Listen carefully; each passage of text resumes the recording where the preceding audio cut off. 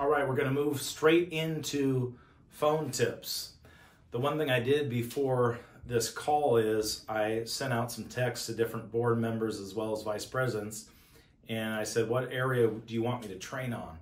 And the unanimous decision was the phone. And I know this, it's 80% of what we do. 15% is the in-home and 5% is product knowledge. The problem is for most new agents, they want to spend 80% of their time on the product knowledge, which our products are very simple and easy to understand. And they want to spend the other percent of the time on their in-home. And the biggest difference is you don't have a money problem, you have a people problem. And you need to learn how to get in front of as many people as possible in order to have the most amount of success here at Family First Life. I've got about 10 different bullet points that I'm going to go over with you here. It first starts with your introduction. You need to make sure that you're calling people by their first name. I don't know anybody that calls me Mr. or Mrs. Smith.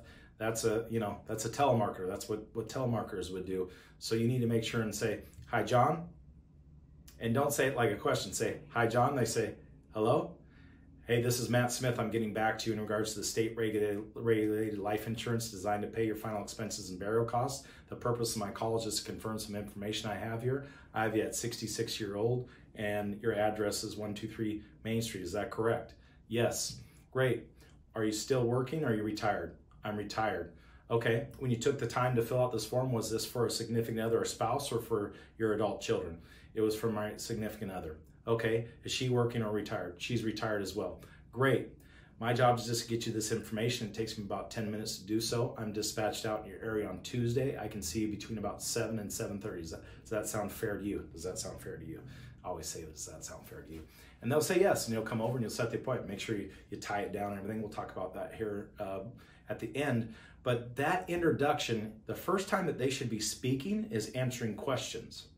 Where people lose is that first 7 seconds, they don't have enough command and control, and you lose out every single time. So that's extremely important. Make sure that you ask for the person that filled out the form. One of the best ways to not set an appointment is talk to the person that didn't fill out the form. Then they've got to talk to the other person in order to get their permission for you to come over. So that's extremely important as well.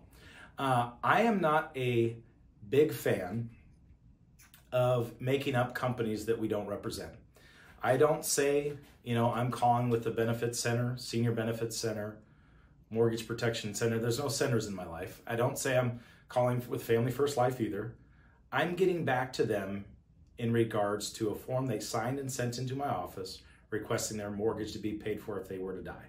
Or I'm getting back to them in regards to state-regulated life insurance designed to pay their final expenses and burial costs. Purpose of my call is to verify the information.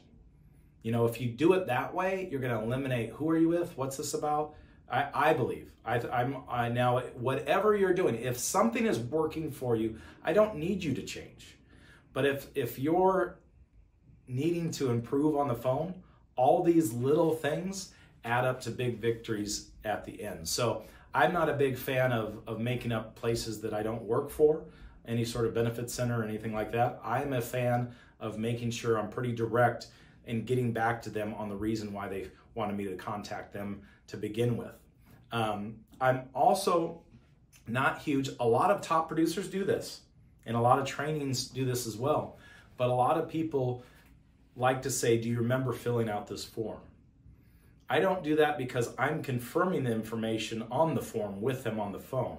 So I try to skip steps and keep it as short as possible because I don't need to start to have a combative conversation on whether they remembered or didn't remember. And by the way, people do that and they do a very good job at it. I'm just not one that wants to have the battle of whether they remember filling out the form or not. So that's another tip that I could give you in regards to the phone as well. The other thing I would say is make sure that you dial your lead 4 times in a row. In a row, that's important because I know this. If I get a phone call, don't recognize the number, hang up, calls back, don't recognize that, hang up, calls back, eventually I'm just gonna pick up because I'm curious. So call your leads 4 times in a row. And then also on the fourth time, I would recommend you block your line. So use *6-7 and block your line. Because I think you set at least another 3 appointments a week by blocking your line, because people become curious. They want to know who the unknown number is that they call. It's just another effective tool to make sure that you're utilizing this as much as possible. The other thing that I see, especially with a lot of newer agents, is they start to explain too much over the phone. They get the objection of, what's the price? And they say, well, we're going to find something that meets your budget needs and you're comfortable with. And once we do that, we'll fill out a request for coverage. We'll send it to the carrier of your choice and we'll see if you can get qualified. Whoa, right? I'm a big fan of, when it comes to objections, like I want the price.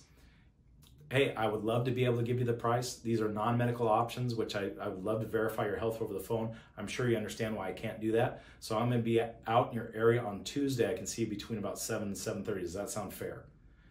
And the key to it's really not even what I'm saying half the time for all top producers. It's not what I'm saying.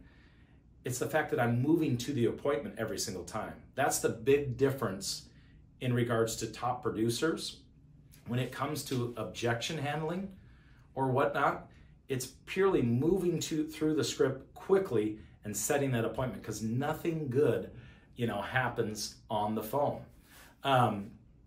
The other thing I see a lot of people do, these are crucial mistakes early on in people's careers, is you don't ask what time are they going to be home from work. What time are you and your spouse going to be home from work?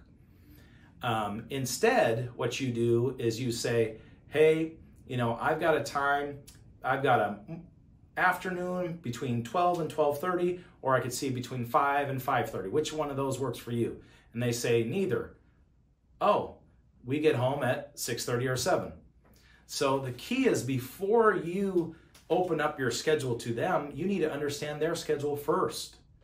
So say, hey, John and Mary, what time do you and your spouse get home from work during the week, specifically on Tuesday? And they might think you're asking this to maybe call them back at this point. Hey, we get home at 7. Great. I'm actually going to be dispatched out in your area on Tuesday. I can squeeze you in. It's going to take me maybe 10 to 15 minutes to get you this information between about 7:30 and 8. Does that sound fair to you? Yes. So once you identify when they'll be home, it's so much easier to set an appointment, because what I see a lot of agents do is they'll chase. And what I mean by this is they'll say, well, I'm not home here. And then they'll be like, well, how about Wednesday at this time? Or how about that? And then all of a sudden they sound desperate. They don't sound busy, which is another huge deal. You need to make sure that you sound busier than the person that you're dialing. For some reason, these retired people, especially, feel like they're busier than we are.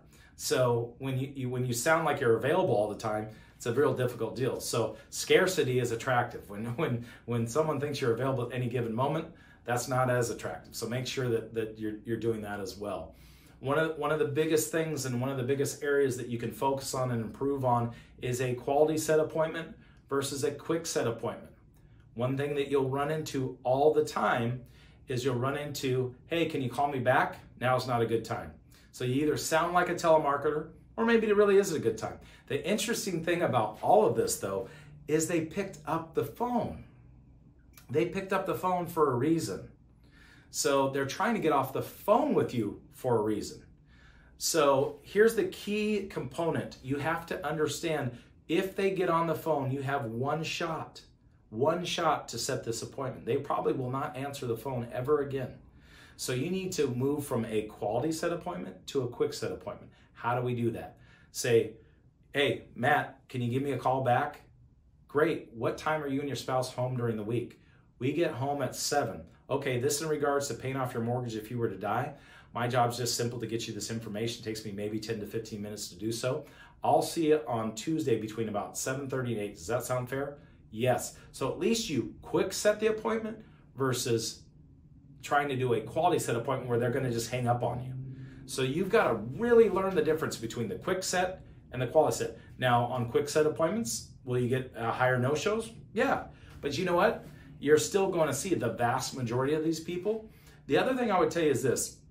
When I break down numbers, dials to contacts, to appointments to sits, you've got to have some bare minimums. 250 dials a week is the golden ticket. Even if you've already set your appointment goal, I'd say have a 250 dial goal. Have both. Have an appointment goal and I have to dial 250 dials a week, and you won't have a problem.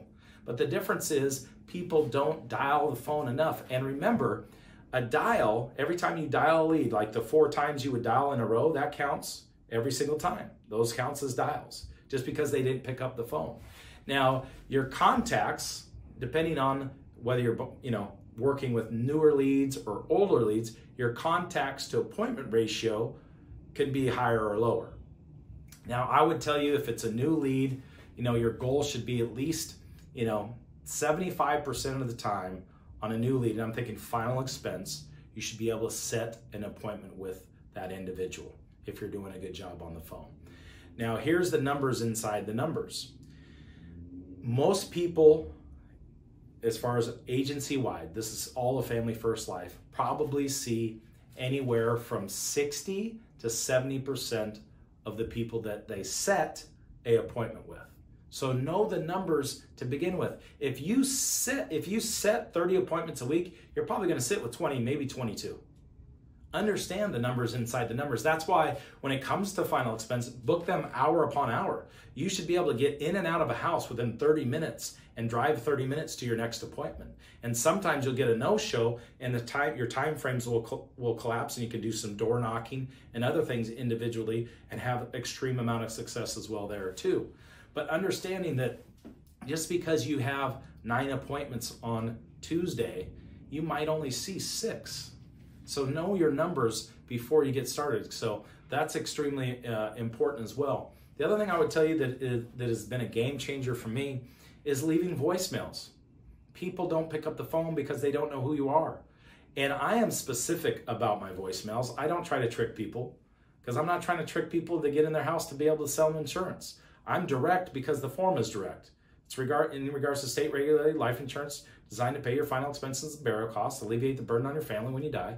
My phone number is, XYZ. So be direct about your voicemail. And that's another 3 appointments a week, people calling you back. Now the key is when people call you back, you don't answer the phone if you don't have the lead in front of you, because then you can't verify the information and you don't sound legit. So let them leave a voicemail and call them back when you have the lead in front of you. That's a crucial tip for you as well. The next phase is, if the voicemails aren't working, text message.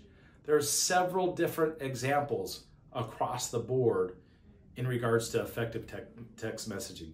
The one thing I would tell you about text messaging, it's an absolute must, but at the same token, you've got to cut off the communication back and forth text messaging, because you will not win there. So how do we do that?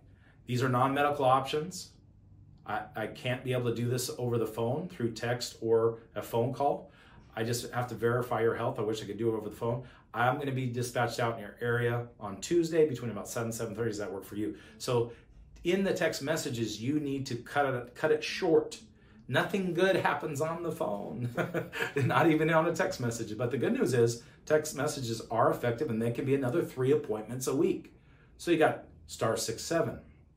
You got voicemails. You got text messages. Oh my, that's how you set an extra 9 appointments a week, is by you being an effective communicator through different facets of what we do on the phone. And then the other aspect that we don't talk about is door knocking. Make sure that you have all your leads, all the routes in front of you. Earlier we were talking about working hard and smart. Well, working hard and smart is having your leads with you, having them routed out, because you're going to get no-showed, and be able to door knock to either get in the house and present right away or set another appointment when you're back in the area. Those are crucial aspects that I see all the time. The last tip that I could give you in regards to the phone, which is crucial, is don't ask for permission. Is it okay? Is it okay for me to come out? Does this sound okay? Does Tuesday sound okay? No, it doesn't sound okay. You just need to make them aware that you're dispatched out in the area. You can see them on, when they get home between about 7:30 on Tuesdays. Does that sound fair? And let me tell you, does that sound fair is something you got to adapt, because that is like, you want to use the least impactful words that doesn't sound that you're pushy in sales. Because you've got to realize a lot of things when it comes to these people. These people fill out multiple forms on multiple different, whether it's social media, direct mail, whatever it might be, online. They're filling out multiple forms. They probably have had different sales presentations that were brutal in their life. So you need to start to think from the consumer mindset as well as your own, and understand what's effective and what's not. So understand that they delayed this. If they had their stuff together, they'd already have coverage in place. And a lot of times, if they do have coverage in place, whether it's, a Globe Life, a AARP, these premiums are going up every 5 years. They're ending at age 80. What we do is we can usually give them instant coverage on day one with level premiums and level death benefits, and alleviate the burden on their family when they die, which is extremely important. So those are some quick phone tips. I'm going to move to in-home and hammer this away at the end here. Thanks for sticking with us.